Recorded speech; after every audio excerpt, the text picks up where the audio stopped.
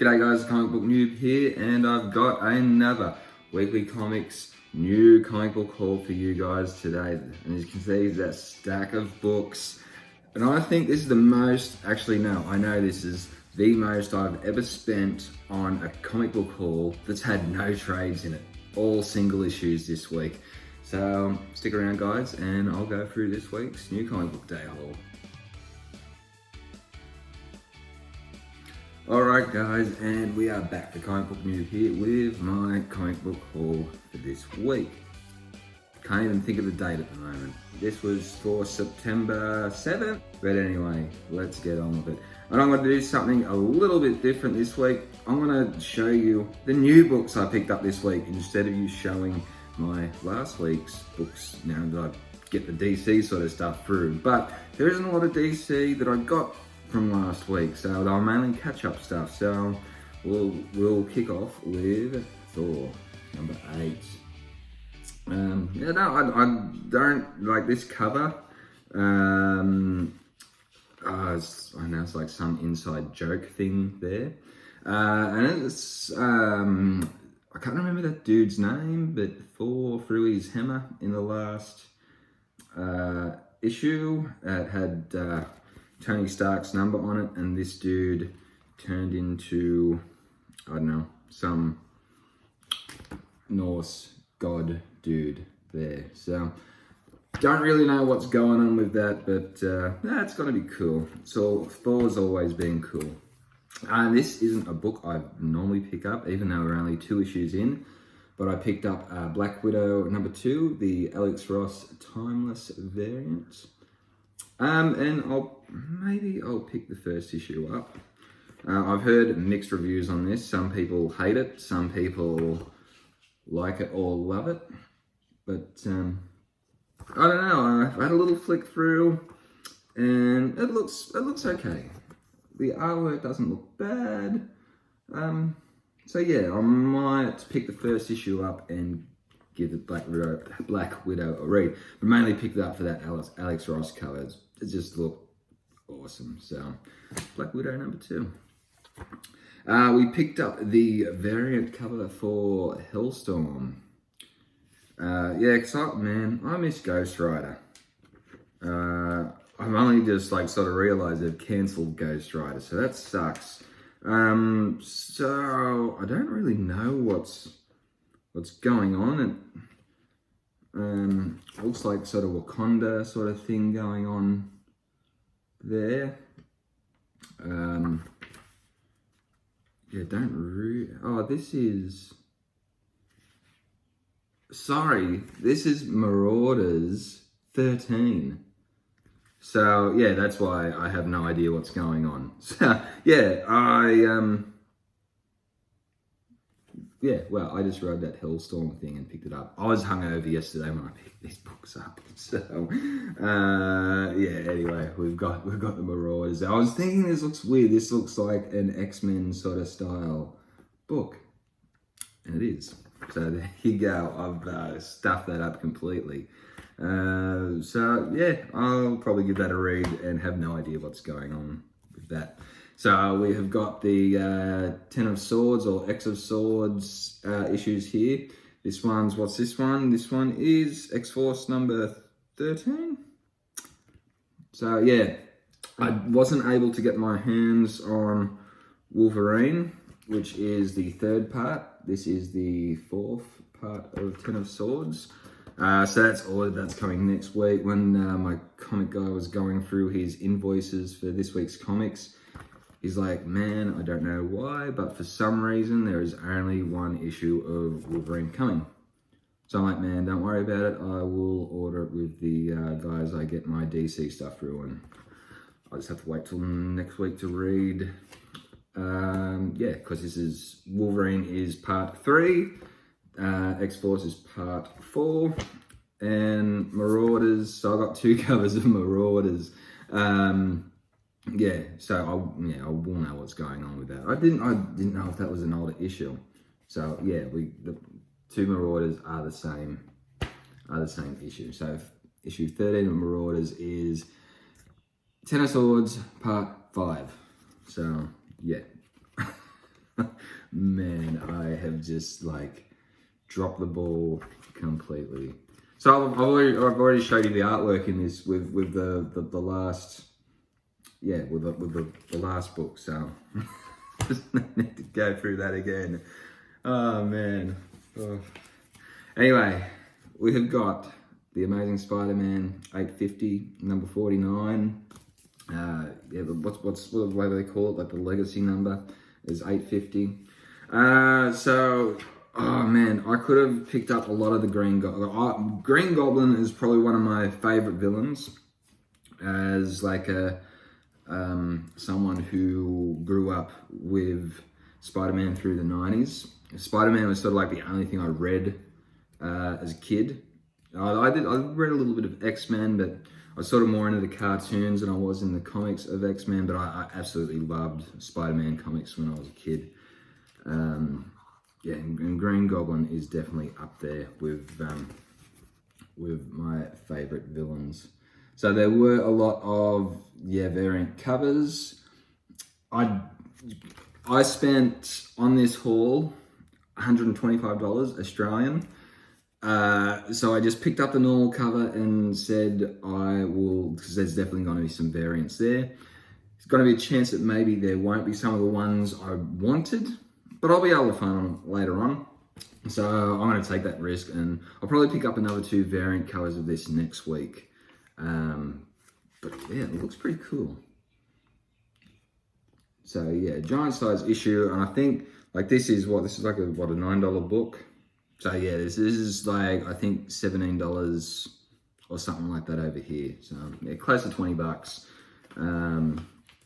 But yeah, it looks, yeah, so there, that awesome panel of Green Goblin and Spider-Man there. So yeah, Spider-Man's been really good. Really good. I don't know if I should show that. Doesn't look like it's ruining anything, but it might. So I will, I'll put that there. So they're the Marvel books. And now, kicking off with Image, Firepower. Is this number 4?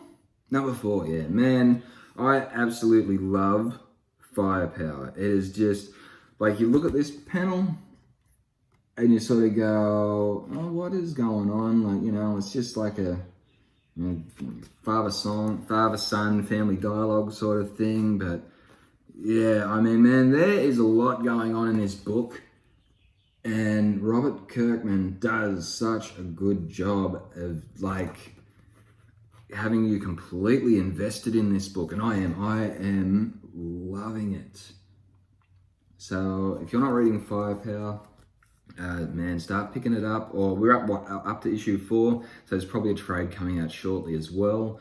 But yeah, there's also a prelude trade available as well. Don't have to read it to jump into the series, but it does help you sort of understand a lot of what is going on, or how it sort of happened in the past. And like, this is like 15 years or something like that from when the prelude happens. But yeah, such a good book. Such a good book. I don't know what else to say about it. Anyway, the other big one from Image this week, from Robert Kirkman as well, is the Walking Dead re-release in colour. So I've never read any Walking Dead. Yeah, it looks cool. It looks. I'll open a better panel up. But yeah, so as a lot of people know, The Walking Dead was originally done just black and white. So they've re-released these. Are they coming out fortnightly? I presume, like with a 193 issue series that's being re-released, they'd be bringing them out fortnightly. So, but if I'm wrong, let me know down below. But man, yeah, the artwork looks fantastic. And I've never, apart from Negan Lives, I've never read a Walking Dead book, but I'm really keen and excited to start reading this from the beginning, and yeah, just start collecting the series. So yeah, I'm keen. So yeah, you got Rick and Morgan and Dwayne, was that his son's name? I can't remember. But yeah, man, really keen to start reading that. I also picked up the homage cover by, it actually told you who did this, by Tony Moore. On the back there. So I thought, yeah, I'm going to collect the series. So we might as well pick up that, the original. Is it a homage, or is it just the cover, the original cover redone? I know I'm calling it homage. I know it's homage. The H is silent, but I'm one of them Australians that is lazy with the way he speaks. So that's just the way I talk. I'm one of them lazy speakers. That's what we do. Anyway, Red Sonja number 20. I think I ordered a variant cover for this as well, but I think this is the A cover, I believe. But I like the cover. I like the cover as well. I think if you watched one of the last videos I had anyway, yeah, I'm going to start collecting Red Sonja and Vampirella. There's always a lot of variants. The stories, especially Vampirella, seem to be very hit and miss. I've seemed to really enjoy some of them, and then it seems really mediocre in, the other stories or story arcs that you read of them. Red Sonja, I've enjoyed everything I've read by Red Sonja. Even the offshoot titles they've done, like the Mars Attacks and Birth of the She-Devil, really enjoyed them. So I thought, well, I'm collecting Vampirella. That's seems to be very hit and miss. Red Sonja seems to be pretty solid for my interest level of reading. So I'm like, I may as well collect Red Sonja as well. I mean, 20 issues, a lot of variants, and it's also for someone that's relatively new to collecting. I only started collecting this year. You can go back and find these issues pretty easily. So it's another reason why I decided to pick it up as well. And by Al Ewing, the guy that does The Immortal Hulk, and Simone DeMeo. Actually, yeah, and Simone DeMeo did one of the variants for The Immortal She-Hulk as well. So that was awesome. It's sort of bit of Immortal Hulk ties there. This book has nothing to do with the Immortal Hulk, but We Only Find Them When We're Dead, number 2. Really cool book. It's really cool. Like, I don't know, is his name Simone or Simon? It's, I know it's a dude that does the art, but I thought with, reading it was Simone. I thought initially it was a chick, but I was wrong. But I really dig the art that this guy does. The story is pretty cool. Like, they harvest these dead gods, and they've got to sort of lay claim to the areas that they harvest from them. And they've got what are they called?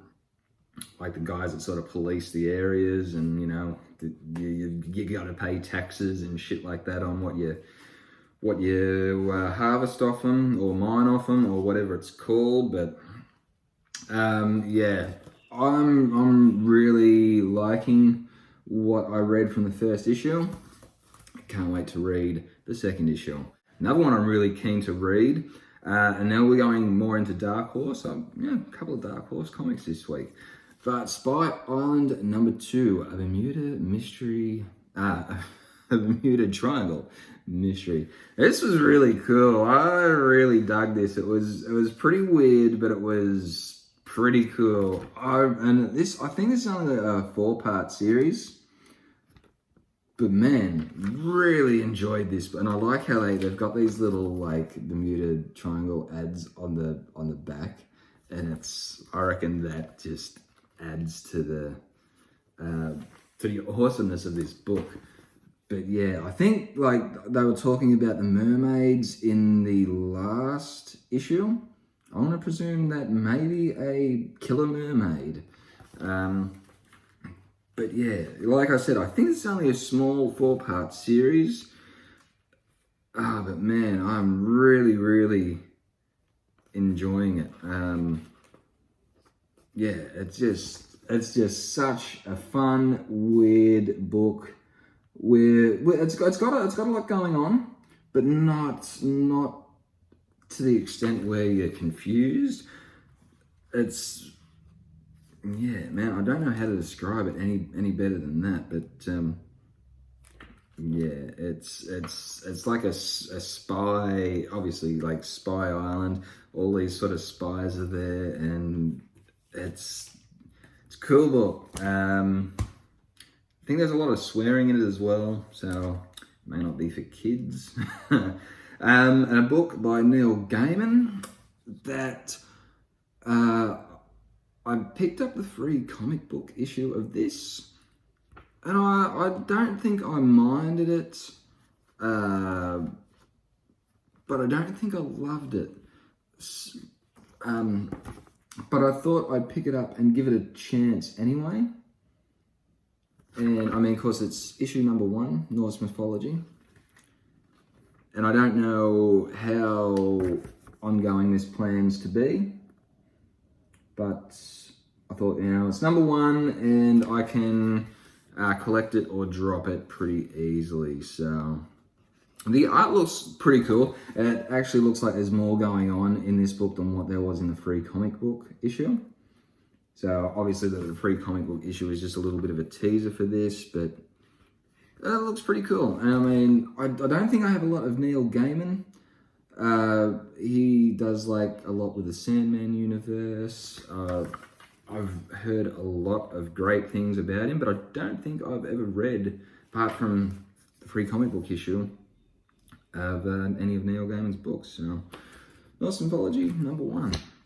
And this is the last new book I picked up from this week. We got Alien, a screenplay, number 3. I think this is a 4-part series. I'm not quite sure. It's only a short series. I'm really liking what's going on. The face huggers and shit have struck, and yeah, are we gonna see the alien anytime soon? I don't know. But once again, this has been a fun book. The art's cool. It's, just a typical alien story. Yeah, that's in comic book form. I also don't know what else to tell you apart from that. So, I might not show you that, even though you can probably figure, what what may happen in these books. Like aliens, a lot of people die. So there was a panel where something like that may have happened. But yeah, they're all my new books from this week.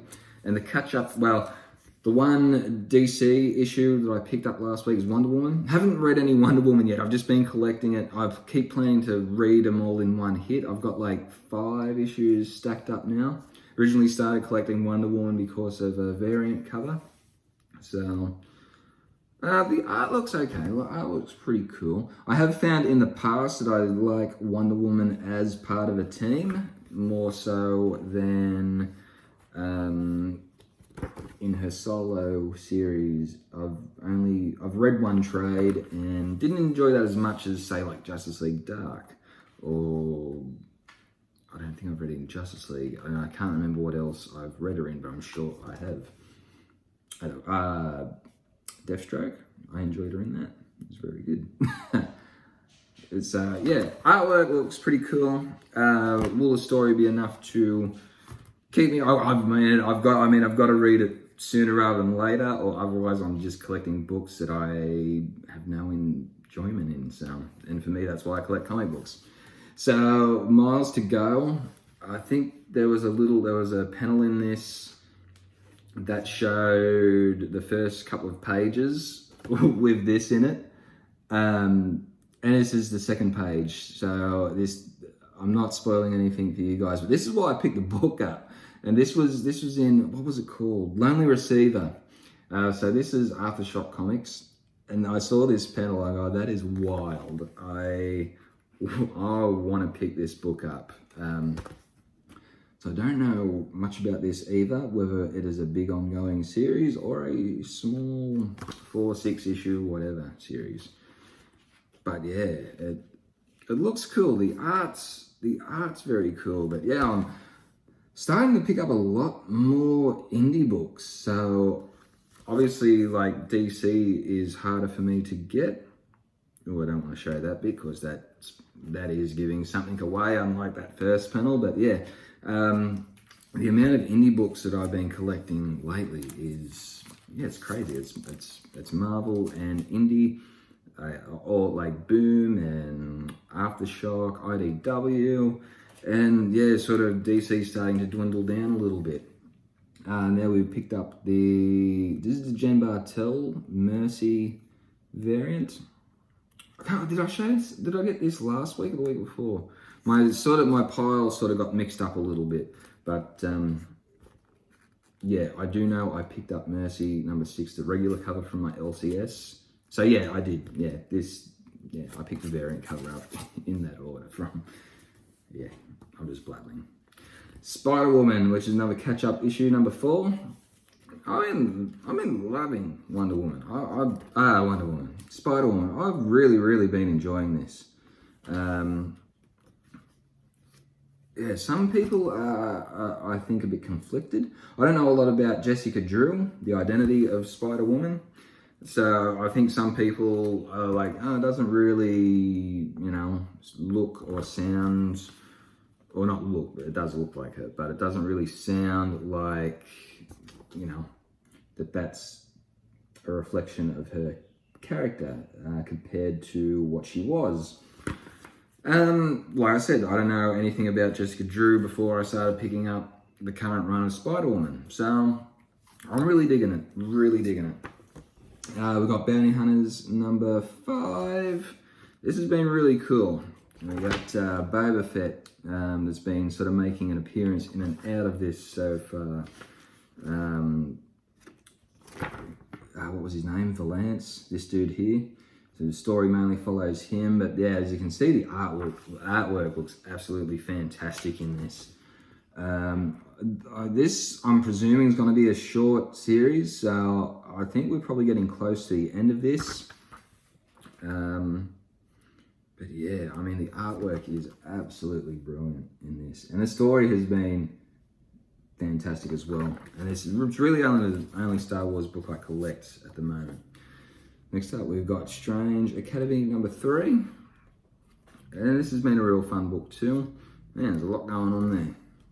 I presume that's, like the school somewhere. So this is like the Marvel version of Harry Potter for all like the magical sort of younger superheroes. Issue 1 sort of blowing up now of all the first appearances, and I think like there's speculation on a show coming. So yeah, like I don't have Disney Plus. I don't really plan to get it anytime soon. So I mean, I haven't even watched The Mandalorian or anything. So Netflix is kind of my thing, and I don't really watch too much Netflix either. So yeah, I'm one of them people that watches a little bit, but not a whole heap. But that's pretty cool. That's a nice panel there. Roberto Ramos, I think, does the artwork in this. But yeah, Strange Academy. There's the last book. We picked up Juggernaut number 1. Yeah, I thought my LCS would have got this in. It didn't. I sort of forgot all about it, so I just picked it up. I think this is only like a short little 5-part series, I think. It's probably not a good panel show. There's not much going on there. But yeah, so it's about Juggernaut. That's all I know. Whether this has to do with any sort of tie-in or to anything, the events that's going on, I don't think so. Or is this sort of setting up as a return for him into the X-Men universe, like after the event? I don't know. I really don't know. So the artwork looks very dark. Don't sort of seem to see too much, but yeah. That's it. That is my comic book haul for this week, guys. So, sorry I let the video go a little long, but man, I had some books to get through. So, let me know what you guys picked up, and let me know what you thought of some of these issues that you might have picked up as well, guys. So that's it for me. Thanks for watching, guys, and I will see you next video.